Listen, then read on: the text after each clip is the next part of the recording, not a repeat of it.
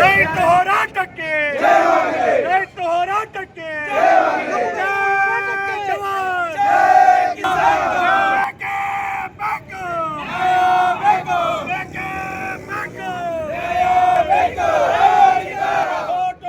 Factory ಮಾಲಕರಿಗೆ factory ಮಾಲಕರಿಗೆ ಉಚ್ಚ factory ಮಾಲಕರಿಗೆ factory ಮಾಲಕರಿಗೆ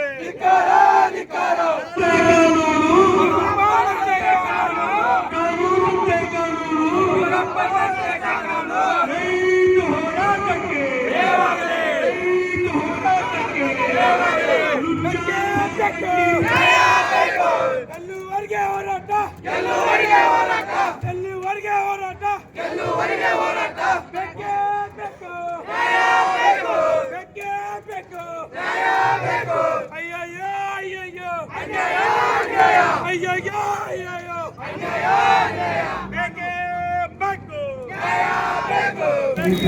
ಸುದ್ದಿ ಮಾಡ್ಯಾರ ಮತ್ತು ಅವರು ಭೀ ಕೆಲವೊಂದು ಯೂಟ್ಯೂಬ್ ಚಾನಲ್ಗಳಾರ ಅವರು ಮಾಡ್ಯಾರ.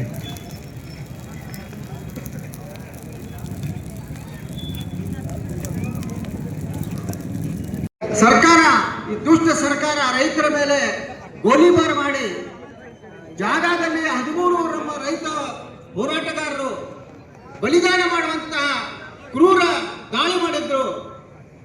ಅದೇ ರೀತಿ ಇವತ್ತು ಸಹಿತ ಯಾವುದೇ ರೀತಿ ದಾಳಿಗೆ ನಾವು ಹೆದರುವುದಿಲ್ಲ. ನಮ್ಮ ನಾಯಕತ್ವ ಅಷ್ಟೊಂದು ಪ್ರಾಮಾಣಿಕ ಮತ್ತು ಧೈರ್ಯದ ಹೋರಾಟ ಕೈಗೊಂಡಿದ್ದಾರೆ. ಆ ಕಾರಣದಿಂದ ನಾವ್ಯಾರೋ ಸಹಿತ ಇವತ್ತು ಎಲ್ಲ ಭೇದ ಭಾವ ಬಿಟ್ಟು ಎಲ್ಲ ಪಕ್ಷಪಾತ ಎಲ್ಲ ಬಿಟ್ಟು ಪಕ್ಷ ಪಂಗಡ ಬಿಟ್ಟು ಇವತ್ತು ನಾವು ಹೋರಾಟಕ್ಕೆ ಇಳಿದಿದ್ದೇವೆ. 3500 ಟನ್ಗೆ 1 ಟನ್ ಕಬ್ಬಿಗೆ 3500 ಅಂದ್ರೆ ಬಹಳ ಅಲ್ಲ. अस्सलाम वालेकुम, ಎಲ್ಲರಿಗೂ ನಮಸ್ಕಾರಗಳು, ಧನ್ಯವಾದಗಳು. भाई जो हमारा स्ट्राइक चल रहा है, ये स्ट्राइक जो है हमारा ये रईत का है. रईत है तो रईत जो है रईत है, इस वजह से हमारा पूरा मार्केट चल रहा है. रईत नहीं है तो मार्केट नहीं है. जो जो पिकाता है, जो बनाता है, वो रईत बनाता है. और रईत जो है, और रईत का जो हर मार्केट के अंदर रईत का हर पीक जो आती है मार्केट से, वो एकदम कम दाम में जाती है. और मार्केट से जो बाहर जाती है वो ज़्यादा पैसों से जाती है. रईत है तो हमारा एक नारा है देश का, जय जवान जय किसान. किसान है तो जवान है, जवान है तो किसान है. इसलिए जो है हमारा जो रईत का जो काम है, ನಾ ಮಾತಾಡಕತ್ತಿಲ್ಲ, ಹಿರಿಯ ರೈತರು ಮಾತಾಡಕತ್ತಿದ್ದ. ನಮ್ಮದು 10 ಎಕರೆ ಕಬ್ಬು ಇತ್ತಂದ್ರೆ ಈ ಸಲ ನಾವು 5 ಎಕರೆ ಕಬ್ಬು ಹಾಕ್ಸೋಣ. 5 ಎಕರೆ ಸಣ್ಣ ಸಣ್ಣ ಬೆಳೆ ಮಾಡೋದ್ರಿಂದ ನಮಗೆ ತ್ರಾಸ ಆಗ್ತೈತಿ. ಮೊದಲಿನ ಟೈಮ್ ತ್ರಾಸ ಆಗಂಗಿಲ್ಲ. ಮೊದಲ ಮಳೆ ಆಗಿ ನೋಡ್ತಿದ್ವು, ಮಳೆ ಆದಾಗ ಬಿತ್ತಿದ್ವು, ಬೆಳೆ ಬಂದಾಗ ಬೆಳೆ ತಕ್ಕೋತಿದ್ವು. ಆದ್ರೆ ಇವತ್ತ ಪೈಪ್ಲೈನ್ ಬೋರ್ ಆಗೋದ್ರಿಂದ ನೀರಿನ ಸವಲತ್ತು ಸಾಕಷ್ಟು ಐತಿ. ಮೊದಲಿನ ಟೈಮ್ ಚಿಲ್ಲರ್ ಬೆಳೆ ಮಾಡಿದ್ರೆ ತ್ರಾಸ ಆಗಂಗಿಲ್ಲ. ಇನ್ನ ಔಷಧ ಹೊಡಿಬೇಕು.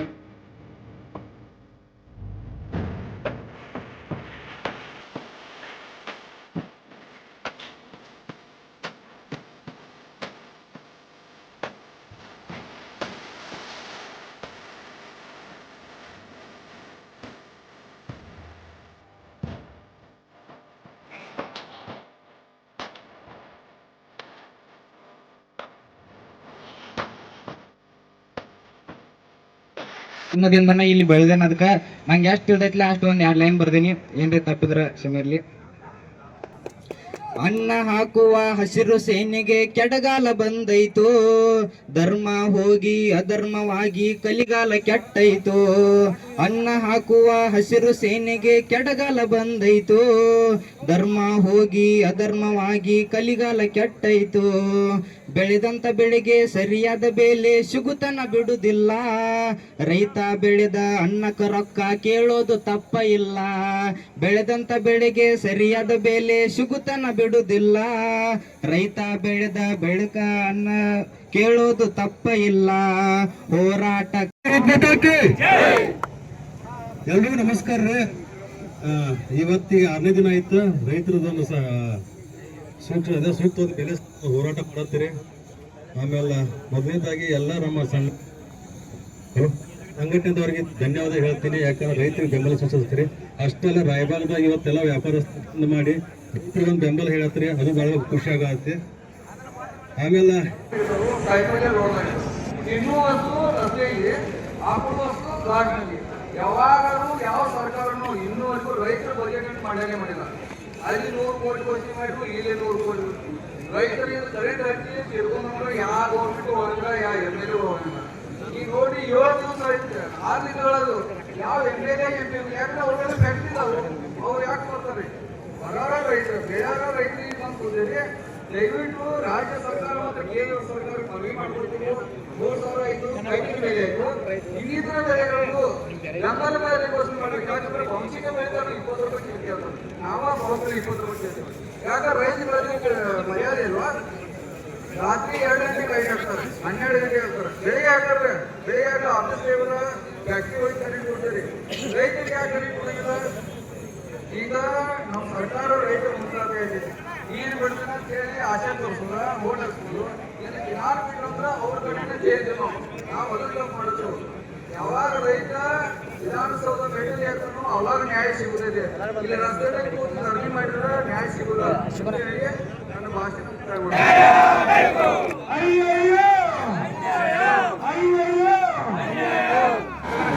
ನಾನು ಇಂತಹ ಒಂದು ಸ್ಟ್ರೈಕ್ ಅಲ್ಲಿ ಮಾತನಾಡುವಂತಹ ಪರಿಸ್ಥಿತಿ ಬರ್ತದೆ ಅಂತ ಹೇಳಿ ನನ್ನ ವಿದ್ಯಾಭ್ಯಾಸದಿಂದ ಅನ್ಕೊಂಡಿರ್ಲಿಲ್ಲ. ಯಾವ್ದಾ ಪುಸ್ತಕಗಳು ಓದ್ರಿ, ಮೊದಲ ಹೇಳುದು ಭಾರತ ಪ್ರಜಾಪ್ರಭುತ್ವ ರಾಷ್ಟ್ರ ಅಂತ ಹೇಳಿ, ಇನ್ನೊಂದು ಹೇಳುದು ಭಾರತ ಕೃಷಿ ಪ್ರಧಾನ ರಾಷ್ಟ್ರ ಅಂತ ಹೇಳಿ. ಅಂದ್ರೆ ಭಾರತವಾಗಿ ಏನೋ ನಡಿಬೇಕಂತವರು ನಾವೇ ಪ್ರಭುಗಳಲ್ಲಿ, ಆಮೇಲೆ ಕೃಷಿ ವ್ಯವಸ್ಥೆನ ಪ್ರಧಾನವಾಗೈತಿ. ಕೃಷಿ ಒಳಗೆ ತೊಡಗಿದಂತವರು ಹೆಚ್ಚಿನ ಸಂಖ್ಯೆಯಲ್ಲಿ ಇದ್ದಾರೆ ಅಂತ ಹೇಳಿ. ಆದ್ರೆ ಇವತ್ತು ಯಾರು ಸ್ಟ್ರೈಕ್ ಮಾಡ್ತಾರಪ್ಪ ಅಂತ ಹೇಳಿ ಪ್ರಭುಗಳೇ ಸ್ಟ್ರೈಕ್ ಮಾಡೋದಾಗೈತಿ, ಕೃಷಿಯಲ್ಲಿ ತೊಡಗಿರೋರೆ ಸ್ಟ್ರೈಕ್ ಮಾಡೋದಾಗೈತಿ. ನನಗೆ ಸ್ವಲ್ಪ ಈ ಸ್ಟ್ರೈಕ್ ಒಳಗೆ ನಾವೆಲ್ಲ ಬಹಳ ಮುಖಂಡರಿದ್ದೀರಿ. ನನ್ನ ಹತ್ರ ಯಾವುದೋ ಅಂತ ದೊಡ್ಡ ಮುಖಂಡತ್ವ ಇಲ್ಲ. ನೀವೆಲ್ಲ ಮುಖಂಡರಲ್ಲಿ ನನ್ನೊಂದು ಸಣ್ಣ ಮನವಿ ಐತಿ. ಏನಪ್ಪಾ ಅಂತಂದ್ರೆ, ನೀವು ಸಕ್ಕರೆ ಕಾರ್ಖಾನೆಗಳಿಗೆ ಅಥವಾ ನಾವು ಸಕ್ಕರೆ ಕಾರ್ಖಾನೆಗಳಿಗೆ ಕಚ್ಚಾ ವಸ್ತುವನ್ನ ಪೂರೈಸುವವರಾಗಿದ್ದೆವು. ನಾವು ಕೊಟ್ಟಿಲ್ಲ ಅಂದ್ರೆ ಫ್ಯಾಕ್ಟ್ರಿನೂ ನಡೆಯಲ್ಲ. ನಾವೇನು ಅವ್ರ ಹತ್ರ ಕೇಳಬೇಕಾಗೈತಿ, ದಯವಿಟ್ಟು ಕೊಡ್ರಿ, ನಮ್ಮ ರಿಕ್ವೆಸ್ಟ್ ಐತಿ, ನಮ್ಗೆ ಅರ್ಥ ಮಾಡ್ಕೊಡ್ರಿ. It is none of my business, ಇದು ನಮ್ಮ ವಿಷಯನ ಅಲ್ಲ. ನೀವು ನಿರ್ಧಾರ ಮಾಡ್ರಿ. ಇಷ್ಟರೊಳಗೆ ನನಗೆ ನೀವು ಕೊಡ್ಲಿಲ್ಲ ಅಂತಂದ್ರೆ ನಾವು ಇದನ್ನ ಮಾಡ್ತೇವೆ ಅಂತೇಳಿ ನೀವು ಗಡುವು ಕೊಡ್ರಿ, ನೀವು ಎಚ್ಚರಿಕೆ ಕೊಡ್ರಿ. ಯಾಕಂದ್ರೆ ಎಚ್ಚರಿಕೆ ಕೊಡುವಂತ ಸ್ಥಾನದೊಳಗ ನೀವು ಎಲ್ಲರೂ ಇದ್ದೀರಿ, ನೀವು ಮುಖಂಡರಿದ್ದೀರಿ ನೋಡ್ರಿ. ಆಮೇಲೆ ಯಾರು ಅವರ ಬೇರೆಗಳನ್ನ ಮರಿಬಾರ್ದು ಅಂತ ಹೇಳ್ತಾನೆ. ಈಗ ರಾಜ್ಯದ ಮುಖ್ಯಮಂತ್ರಿ ಆದಂತಹ ಸಿದ್ದರಾಮಯ್ಯನವರು ಬಂದದ್ದು ರೈತ ಸಂಘದಿಂದಾನೆ ಅನ್ನೋದನ್ನ ಅವ್ರು ಮರಿಬಾರ್ದು. ರೈತ ಸಂಘದಿಂದ ಬಂದವರು ಮುಖ್ಯಮಂತ್ರಿಗಳಾಗಿದ್ದಾರೆ. ಇವತ್ತು ಪಕ್ಷಗಳನ್ನು ಬದಲಾಯಿಸುವುದು ಬಂದಿರಬಹುದು, ಆದ್ರೆ ಅವ್ರ ಮೂಲ ಮಾತ್ರ ರೈತ ಸಂಘ. ಹಾಗೆ ನಮ್ಮ ಎಲ್ಲರ ಮೂಲ ಮಾತ್ರ ರೈತ ಸಂಘ. ಇವತ್ತು ಹಲವಾರು ಸಂಘಟನೆಗಳು, ಹಲವಾರು ನಾಯಕರು, ಹಲವಾರು ವ್ಯಾಪಾರಸ್ಥರು ನಮ್ಮ ಎಲ್ಲ ಕೆಲಸಗಳನ್ನ ಬದಿಗೊತ್ತಿ ಈ ಸ್ಟ್ರೈಕಿಗೆ ಬಂದು ನಿಂತಿದ್ದೀರಿ. ಗುರ್ಲಾಪುರದಲ್ಲಿ ಶಶಿಕಾಂತ್ ಗುರುಜಿ ಆಗಿರ್ಬೋದು, ಚಿನ್ನಪ್ಪ ಪೂಜಾರಿ ಅವರಾಗಿರ್ಬೋದು, ಲಕ್ಷಾಂತರ ಯುವಕರು, ಲಕ್ಷಾಂತರ ರೈತರು, ಲಕ್ಷಾಂತರ ವೃದ್ಧರು ತಮ್ಮ ಪ್ರಾಣದ ಹಕ್ಕನ್ನು ತೊರೆದು 6 ರಿಂದ 7 ದಿನಗಳವರೆಗೆ ನಿರಂತರವಾದಂತಹ ಸ್ಟ್ರೈಕ್ ಅಲ್ಲಿ ತೊಡಗಿದ್ದಾರೆ. ಈ ವಿಷಯ ನಾನು ನಿಮ್ಗೆಲ್ಲರೂ ಇವತ್ತು ಹೇಳಕ್ ಇಷ್ಟಪಡ್ತೀನಿ. ಅಂದ್ರ ರೈತ ಒಬ್ಬ ತೀರ್ಕೊಂಡೊಳಗ ಅವನ ಅಂತ್ಯಕ್ರಿಯೆ ಮಾಡ್ಬೇಕಾದ್ರ ಒಬ್ಬ ಮುಖ್ಯಮಂತ್ರಿ ಸತ್ತಾಗ ಯಾವ ರೀತಿ ಬಂದ ಅಂತ್ಯಕ್ರಿಯೆಯನ್ನು ಮಾಡ್ತಾರಲ್ಲ, ಆ ರೀತಿ ಜಿಲ್ಲಾ ಉಸ್ತುವಾರಿ, ಜಿಲ್ಲಾ ಮಿನಿಸ್ಟರ್ ಆಗಿರ್ಬೋದು, ಮತ್ತು AC ಆಗಿರ್ಬೋದು, DC ಆಗಿರ್ಬೋದು, ಮತ್ತು SP ಆಗಿರ್ಬೋದು, ಎಲ್ಲರೂ ಬಂದು ನಿಂತು ಆ ಅಂತ್ಯ ಸಂಸ್ಕಾರದ ಕಿಚ್ಚು ಮಾಡುವವರೆಗೂ ಕೂಡ ನಿಂತಿದ್ರಲ್ಲಿ. ನಿಂತು ಕಿಚ್ಚು ಕೊಟ್ಟ 10 ನಿಮಿಷ ಒಳಗೆ ನೋಡಿದಾಗ ಯಾರೊಬ್ಬ ರಾಜಕಾರಣಿ ಕೂಡ ಇಲ್ಲ ಆಗಿದ್ದ, ಯಾವ ಒಬ್ಬ ಅಧಿಕಾರಿ ಕೂಡ ಇಲ್ಲ ಆಗಿದ್ದ. ಆದ ಕಾರಣದಿಂದ ಗುರ್ಲಾಪುರ ಕ್ರಾಸಲ್ಲಿ ರೈತರು ಪ್ರತಿಭಟನೆ ಮಾಡ್ಕೊತಿದ್ದಾರೆ. ನೀವು ಯಾವುದೋ ಕಾರಣಕ್ಕೂ ಔಷಧ ಕುಡಿದ ನೀವು ಸತ್ತಿರ ಅಂದ್ರ ರೈತರಿಗೆ ಇವರಿಗೆ ಮತ್ತು ರಾಜಕಾರಣಿಗಳಿಗೆ ಮತ್ತೆ ಫ್ಯಾಕ್ಟರಿ ಮಾಲಕರಿಗೆ ಏನೂ ಫರಕ್ ಬೀಳಂಗಿಲ್ಲ. ಆದ ಕಾರಣದಿಂದ ನೀವು ಔಷಧ ಕುಡಿದಾಯ್ತು ಜೀವ ತಕೊಳ್ಳುವಂತ ಕೆಲಸ ನೀವು ಯಾರು ಮಾಡಕ್ ಹೋಗ್ಬೇಡ್ರಿ. ಕೈ ಮುಗಿದು ಬೇಡ್ಕೋತೇವೆ. ಹೋದ್ರ ನಮ್ಮ ಜೀವ ಹೋಗ್ತಿದೀವಿನ ಅವ್ರಿಗೇನು ಫರಕ್ ಬೀಳಂಗಿಲ್ಲ. ಆದ ಕಾರಣದಿಂದ ಈಗಿನ ರಾಜಕಾರಣಿಗಳಿಗೆ ಏನಾಗೈತಪ್ಪ ಅಂತಂದ್ರ ಮತ್ತು ಫ್ಯಾಕ್ಟರಿ ಮಾಲಕರಿಗೆ ಏನಾಗೈತೆ ಹೇಳಕ್ ಇಷ್ಟಪಡ್ತೇನೆ ಅಂದ್ರ, ಇಷ್ಟು ದಿವಸ ರೈತ ಸಂಘಟನೆದೊಳಗೆ ಒಂದು ತಾಕತ್ತಿಲ್ಲಾಗಿತ್ತು ಅನ್ನೋದು ಗೊತ್ತಾಗಿತ್ತು ಅವರಿಗೆ. ತಾವೆಲ್ಲ ತಿಳ್ಕೊಂಡಿರ್ಬೋದು, ರೈತ ಸಂಘಟನೆಯಲ್ಲಿ ತಾಕತ್ತಿಲ್ಲದ ಗೊತ್ತಾಗಿತ್ತು. ಈಗ ಸುಮಾರು ಈ ತಾಕತ್ತ 7-8 ವರ್ಷದೊಳಗೆ ಏನ್ ಹೋಗಿತ್ತಲ್ಲ, ಬರೀ 6ರಿಂದ 7 ದಿವಸ ಒಳಗ 6ರಿಂದ 7 ವರ್ಷದಿಂದ ತಾಕತ್ ಹೋಗಿತ್ತಲ್ಲ. ಇವತ್ತು ರೈತ ಸಂಘಟನೆಗೆ ಅಂತ ದೊಡ್ಡ ಶಕ್ತಿ ಬಂದೈತಿ. ಬಾಗಲಕೋಟೆ ಮತ್ತು ಬಿಜಾಪುರ, ಬೆಳಗಾವಿ ಜಿಲ್ಲೆ ಇರುವಂತ ಸುತ್ತಮುತ್ತ ಪ್ರತಿಯೊಂದು ಊರು ಕೂಡ ಬಂದ್ ಕರೆ ಕೊಡ್ತಾ ಇದ್ದಾರೆ. ತಾವೆಲ್ಲ ಎಚ್ಚೆತ್ಕೊಂಡು ಈಗ ರಾಯಬಾಗದಲ್ಲಿ ನಿನ್ನೆ ಬರೀ ಮಧ್ಯಾಹ್ನ 1 ಗಂಟೆಗೆ ಕರೆ ಕೊಟ್ಟದಕ್ಕೆ ಸಂಪೂರ್ಣ ರಾಯಬಾಗ್ ಬಂದಾಗಿ ಮತ್ತು ಇಲ್ಲಿ ಇರುವಂತ ಎಲ್ಲರೂ ನಾವು ಪ್ರತಿಭಟನೆಯಲ್ಲಿ ಭಾಗಿಯಾಗ್ತಾ ಇದ್ದೀವಿ. ಜನ ಸೇರಿ ಇವತ್ತೊಂದು ಎಚ್ಚರಿಕೆಯನ್ನು ಕೊಡ್ತಾ ಇದ್ದೇವೆ ಸಕ್ಕರೆ ಫ್ಯಾಕ್ಟರಿ ಮಾಲಕರಿಗೆ. ಈಗೇನದನ್ನ ನಾವು ಬಹಳ ದೂರ ಹೋಗಿಲ್ಲ. ನಾವು ಯಾವ ರೀತಿ ಹೊಂಟಪ್ಪ ಅಂದ್ರ ರೈತ 3400 ಬಂದಾನು, ಇವ್ರು ಇನ್ನೂ 3200 ಅದಾರು. ಇದನ್ನ DC ಮುಗಿಸ್ಬೇಕಾಗಿತ್ತು. ಇವತ್ತ ಫ್ಯಾಕ್ಟರಿ ಮಾಲಕರಿಗೆ ಒಂದು ಎಚ್ಚರಿಕೆ ಕೊಡ್ತಾ ಇದ್ದೇವೆ. ನೀವು ಬೇಗನೆ ಎಚ್ಚೆತ್ತುಕೊಂಡು HK ಪಾಟೀಲ್ ಅವ್ರು ಬರ್ತಾ ಇದ್ದಾರೆ, ಮಿನಿಸ್ಟರ್ ಪಾಟೀಲ್ ಅವ್ರು ಬರ್ತಾ ಇದ್ದಾರೆ. ತಾವು ಬಂದು ಬೇಗನೆ ಮುಗಿಸಿದ್ರೆ ಮುಗಿತೈತಿ. ಇಲ್ಲಾಂದ್ರೆ ಇದು 34 ಇದ್ದದ ಮತ್ತೆ ಒಳ್ಳೆ 3500 ಹೋಗ್ತೈತಿ. ಎಚ್ಚರಿ ಇಟ್ಟುಕೊಂಡ ಬೇಗನೆ ಬಂದು ಬೆಳಗಾವಿ ಜಿಲ್ಲೆಯಲ್ಲಿ ನಡೆದಿರುವಂತ ಈ ಒಂದು ಪ್ರತಿಭಟನೆಯಲ್ಲಿ ಭಾಗಿಯಾಗಿ ರೈತರಿಗೆ 3400 ಕೇಳಿದಾರೆ. ಇದನ್ನ ನೀವು ಮುಗಿಸ್ಲಿಲ್ಲ ಅಂದ್ರೆ ಒಳ್ಳೆ 3500 ಕೊಡುವಂತ ಪರಿಸ್ಥಿತಿ ನಿಮಗೆ ಬರ್ತೈತಿ. ಆದ ಕಾರಣ ಇದು ಇಲ್ಲಿಗೆ ನಿಲ್ಬಾರ್ದು, ತಾವು ತಿಳ್ಕೋಬೇಕು.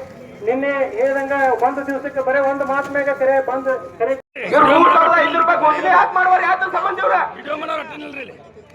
ಮಜಾ ಅಂತ ನಾವೆಲ್ಲರೂ ದಲಿತರು, ರೈತರು, ಕರ್ನಾಟಕ ರಕ್ಷಣಾ ವೇದಿಕೆದವರು ಎಲ್ಲರೂ ಸಂಘಟನೆದವರು ಮನಸ್ಸು ಮಾಡಿದ್ವಿ ಅಂದ್ರೆ ಕರ್ನಾಟಕ ರಾಜ್ಯ ತುಂಬ ಬಂದ್ ಮಾಡ್ತೇವ್. ನಾವು ಬಂದ್ ಮಾಡಿದ್ವಿ ಅಂದ್ರೆ 3500 ಅಲ್ಲ 4000 ರೂಪಾಯಿ ಕೊಡೋದಾಗ್ತೈತಿ. ಮತ್ತೆ ಇವರೆಲ್ಲ ಫ್ಯಾಕ್ಟರಿ ಮಾಲಕರೆಲ್ಲ ವಿಚಾರ ಮಾಡ್ರಿ. ಮೊದಲ ಏನಕ್ಕೆ ಈಗ ಎಲ್ಲ ಹೋರಾಟ 6-7 ದಿವಸ ಆಯ್ತು. ಇವತ್ತು ಮಾಡಕತ್ತ ಯಾರು ಒಬ್ರು ಮಿನಿಸ್ಟರ್ ಬರ್ತಾ ಇಲ್ಲ, MLA ಬರ್ತಾ ಇಲ್ಲ. ಏನ್ ಮಾಡಿದ್ವಿ ತಗೊಂಡ್ ನಾವು ಎಲ್ಲ ವ್ಯಾಪಾರಸ್ಥರು, ನಮಗೆಲ್ಲ ಸಣ್ಣ ವ್ಯಾಪಾರಸ್ಥರು, ಬಾಳೆಕಾಯಿ ವ್ಯಾಪಾರಸ್ಥರಾಗ್ಲಿ, ಮತ್ತೆ ಯಾರು ಬೇರೆ ಚಿಲ್ಲರೆ ವ್ಯಾಪಾರಸ್ಥರಾಗ್ಲಿ 1000-2000 ರೂಪಾಯಿ ವ್ಯಾಪಾರ ಆಗ್ತಿತ್ತು ಮೊದಲೆಲ್ಲ ನಮಗೆಲ್ಲ. ತಿರುಗಾರ ಮಾನ್ಯ ಮಂತ್ರಿಗಳು ಮಂಡ್ಯಾಗ ಭಾಷಣ ಮಾಡ್ಯಾರ, ಅಂದ ತುಂಡಿ ಮಾಡ್ಯಾರ, ಮಂದಿಗೆಲ್ಲ ಸಿಂಧಿ ಸೆರೆ ಕುಡಿಸ್ಯಾರ. ಸಿಂಧಿ ಸೆರೆ ಕುಡಿಸಿ ಮಂದಿನ ಮರಳ ಮಾಡಿ ಮಣಿಯಾಗ ಕುಂತಗೊಂಡ ಮಂತ್ರಿ ಆಗ್ಯಾರ. ಗೊಂದಿ ತಿರುಗಾರ ಮಾನ್ಯ ಮಂತ್ರಿಗಳು ಮಂಡ್ಯಾಗ ಭಾಷಣ ಮಾಡ್ಯಾರ. ಊರೂರಿಗೆ ಒಮ್ಮೆ ಹೋಗ್ಯಾರ, ಊರೊಳಗಿನ ಕುಡಕರ್ನ ಹಿಡಿದುಕೊಂಡಾರ.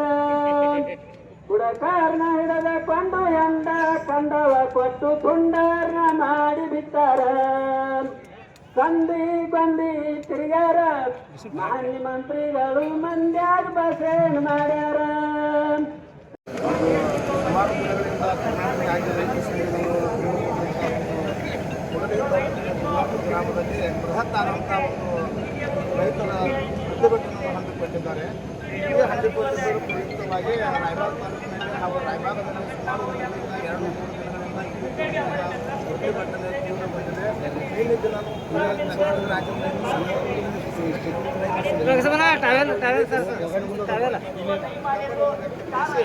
ರಾಜ್ಯ ಸರ್ಕಾರದ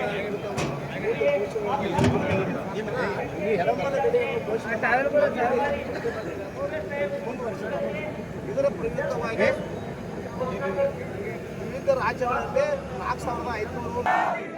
4500 ಫ್ಯಾಕ್ಟರಿ ಮಾಲಕರಿಗೆ, ಫ್ಯಾಕ್ಟರಿ ಮಾಲಕರಿಗೆ ಜೈ ಜವಾನ್, ಜೈ ಜವಾನ್, ಜೈ ಜವಾನ್. ಕಬ್ಬ ಬೆಳೆಗಾರ ಹೋರಾಟಕ್ಕೆ, ಕಬ್ಬ ಬೆಳೆಗಾರ ಹೋರಾಟಕ್ಕೆ, ಕಬ್ಬ ಬೆಳೆಗಾರ ಹೋರಾಟಕ್ಕೆ, ಅನ್ನದಾತರಿಗೆ, ಅನ್ನದಾತರಿಗೆ, ಅನ್ನದಾತರಿಗೆ, ಕಬ್ಬ ಬೆಳೆಗಾರ ಹೋರಾಟಕ್ಕೆ ನನ್ನ ಅನ್ನದಾತರಿಗೆ ಪಾದಗಳಿಗೆ ನಮಿಸುತ್ತಾ ನಮ್ಮ ಇವತ್ತು ರೈತರು ಹೋರಾಟ ಮಾಡ್ತಾ ಇದ್ದಾರೆ. ನಾವೆಲ್ಲರೂ ಇವತ್ತು ಅವರ ಧ್ವನಿಯಾಗಿ ರಾಯಬಾಗ್ ಪಟ್ಟಣದಲ್ಲಿ ಸೇರಿದ್ದೇವೆ. ಎಲ್ಲ ಕಾರ್ಮಿಕರು, ಅಂಗಡಿ ಮಾಲೀಕರು, ಎಲ್ಲ ಸಂಘಟನೆಗಳು ಇವತ್ತು ಸೇರಿದ್ದೇವೆ. ಆದ್ರೆ ರಾಜಕೀಯ ಪಕ್ಷಗಳದ್ದು ಸ್ವಲ್ಪ ಅನುಪಸ್ಥಿತಿ ಬಹಳ ಕಮ್ಮಿ ಕಾಣತೈತಿ. ಬಂದಾರು ಆದ್ರೆ ಸ್ವಲ್ಪ ಕಮ್ಮಿ ಕಾಣತೈತಿ. ಅದ ಯಾವ್ದಾದ್ರು ರಾಜಕೀಯ ಪಕ್ಷ ಹೋರಾಟ ಇತ್ತಂದ್ರೆ ಇದ್ದ ಡಬಲ್ ಜನ ಸೇರ್ತಿದ್ರು ಇಲ್ರ. ಅದಕ್ಕೆ ಯಾಕಂದ್ರೆ ನಮ್ಮ ರೈತ ಕೇಳತ್ತಿದ್ದ ಅವ ಬೆಳೆದ ಬೆಳೆಗೆ ನಾವು ಯಾರೋ ರಾಜಕಾರಣಿಗಳು ಬೆಲೆ ಘೋಷಿಸಬೇಕಾಗೈತಿ. ಅವ್ರ್ಯಾರ್ರಿ ಬೆಲೆ ಘೋಷಣೆ ಮಾಡಕ? ಇವತ್ತ ಒಂದು ಚಪ್ಪಲ್ಗೆ MRP ಐತಿ, ಒಂದು ಸ್ಟಾರ್ ಗುಟಕ ಇಲ್ಲಾದ್ರೂ ನಾವು ಬದುಕ್ತೇವ ಇಲ್ರ. ಸಿಗರೇಟ್ಗೆ MRP ಐತಿ. ಆದ್ರ ನಮ್ಮ ರೈತ ಬೆಳೆದ ಬೆಳೆಗೆ MRP ಅನ್ನು ಇಲ್ಲ, ಬೆಲೆ ಈ ಮಕ್ಕಳು ನಿಗದಿ ಮಾಡೋರಂತ. ಇವ್ರ್ಯಾರ ಮಕ್ಕಳು ನಿಗದಿ ಮಾಡಕ? ನಮ್ಮ ಬೆಳೆಗೆ ನಾವು ಬೆಳೆಗೆ ನಿಗದಿ ಮಾಡ್ಬೇಕು ಹೊರತಾಗಿ ಇವ್ರು ಯಾರು ಅಲ್ಲ. ಚಪ್ಪಲ್ ಇಲ್ಲಾದ್ರೂ ನಾವು ಬದುಕ್ತೇವಲ್ರಿ. ಅದ್ರ ಅನ್ನಿಲ್ಲ ಇವತ್ತು ಯಾವ ಜಗತ್ತಿನಾಗಿನ ಒಂದು ಜೀವಿ ಸುಖ ಬದುಕಾಕ ಸಾಧ್ಯ ಇಲ್ಲ. ಅನ್ನದಾತ ಇವತ್ತು ರೋಡಿಗೆ ಬಂದಾನ. ಭಾರತದ ದೇಶದ ಬೆನ್ನೆಲುಬು ಅಂತ ಯಾರು ಕರೆಸ್ಕೊಳ್ತಾರ, ಇವತ್ತು ಆ ಬೆನ್ನೆಲುಬನ್ನ ಫ್ಯಾಕ್ಟರಿ ಮಾಲೀಕರು ಮುರಿಯಾಕತ್ತಾರ. ಬರೀ ಕಬ್ಬು ಅಂದ್ರೆ ಕಬ್ಬು ಅಷ್ಟೇ ಅಲ್ಲ, ಪ್ರತಿಯೊಂದು ಬೆಳೆ ನೋಡ್ರಿ ನೀವು. ರೈತ ಭತ್ತ ಬೆಳಿತಾನ, ಭತ್ತ ಬೆಳೆದ ಬಳಿಕ ಅದನ್ನ ಅಕ್ಕಿ ಮಾಡಿ ಮಾಲಕ ಅಕ್ಕಿ ಯಾರು ಮಾರ್ತಾರಲ್ಲ ಅವ್ನು ಕೋಟ್ಯಾಧಿಪತಿ ಆಗತ್ತಾನು. ಮತ್ತ ನಮ್ಮ ರೈತ ಭತ್ತ ಬೆಳೆದ ರೈತ ಮತ್ತ ಇವತ್ತು ಬೀದಿ ಮೇಲೆ ಹೌದು ಇಲ್ರಿ. ಬರೀ ಕಾಯಿಪಲ್ಲೆ ವ್ಯವಸ್ಥೆ ಯಾವ ರೀತಿ ಆಗ್ತಾ ಇದೆ ಅಂದ್ರೆ ಕಾಯಿಪಲ್ಲೆ ಸಾಕತ್ತ ರೇಟ್ ಬೇರೆದವ್ರ ಮಾಡಾರ, ನಾವು ಬುಟ್ಟಿ ತುಂಬ್ಕೊಂಡ್ ಬರೋದ ಈ ಮಕ್ಳು ರೇಟ್ ಮಾಡಾರ. ಮೀಡಿಯೇಟರ್ ಈ ಮೀಡಿಯೇಟರ್ನೆಲ್ಲ ತೆಗೆದು ಹಾಕೋತಕ ನಮ್ಮ ರೈತರು ಯಾವಾಗೂ ನಾವು ಉದ್ಧಾರ ಆಗೋದಿಲ್ಲ. ನಮ್ಮ ರೈತರ ಬೆಳೆಗೆ ಬಂಗಾರದ ಬೆಳೆ ಬರಬೇಕು. ಯಾಕಂದ್ರೆ ನಾವ್ ಎಲ್ಲರೂ ಇವತ್ತು ಕಬ್ಬ ಹಚ್ಚಕತ್ತು, ಎಲ್ಲರೂ ಕಬ್ಬನ ಬೆಳಿತೇವೆ. ನಾವ್ ಯಾವಾಗೂ ಬೇರೆ ಬೆಳೆ ಮಾಡ್ರಿ. ನೀವು ಬೆಳೆದು ಒಂದು ವರ್ಷ ಮನ್ಯಾಗ ಇಟ್ಟು ನೋಡ್ರಿ, ಈ ಮಕ್ಳು ಎಲ್ಲರೂ ಹಾದಿ ಮೇಲೆ ಬೀದಿ ಮೇಲೆ ಬಿಕ್ಕಿ ಬೇಡುವಂತ ಪರಿಸ್ಥಿತಿ ಬರ್ತೈತಿ. ನಾವು ಬೆಳೆದ್ರನ ಅನ್ನಲ್ಲ, ಹೌದಲ್ಲ? ಯಾವ ಬೆಳೆದ್ರನ ಅನ್ನ ತಿನ್ನೋರು ಈ ಮಕ್ಳು. ಏನ್ ರೊಕ್ಕ ತಿಂತಾರೋ? ರೊಕ್ಕ ತಿಂತಾರೇನ್ರಿ? ತಿಂತಾರ ರೊಕ್ಕ ತಿನ್ಲಿ ಮಕ್ಳು. 2 ವರ್ಷ ಇರ್ತಾರಿ, 2 ವರ್ಷ ಇಟ್ಕೊಂಡ್ ಗಪ್ಪ ಕೊಂಡ್ರು ನೋಡೋಣ. ಬರೀ ಅಕ್ಕಿ ಬ್ಯಾಳಿ ಇವೇನದ ಯಾವ ಸಪ್ಲೈ ಮಾಡಕ್ ಹೋಗ್ಬೇಡ್ರಿ. ಎಲ್ಲಾ ಬಂದಿಟ್ಟು ನೋಡ್ರಿ, ಈ ಮಕ್ಳು ಹಾದಿ ಮೇಲೆ ಬಂದು ಬಿಕ್ಕಿ ಬೇಡೇ ಬೇಡ್ತಾರೋ. ಇವತ್ತು ಕೋಟ್ಯಾಧಿಪತಿ ಇರ್ಲಿ, ಇವತ್ತು ಲಕ್ಷಾಧಿಪತಿ ಇರ್ಲಿ, ತಿನ್ನೋದು ಹೊಟ್ಟಿಗೆ ಅನ್ನನ.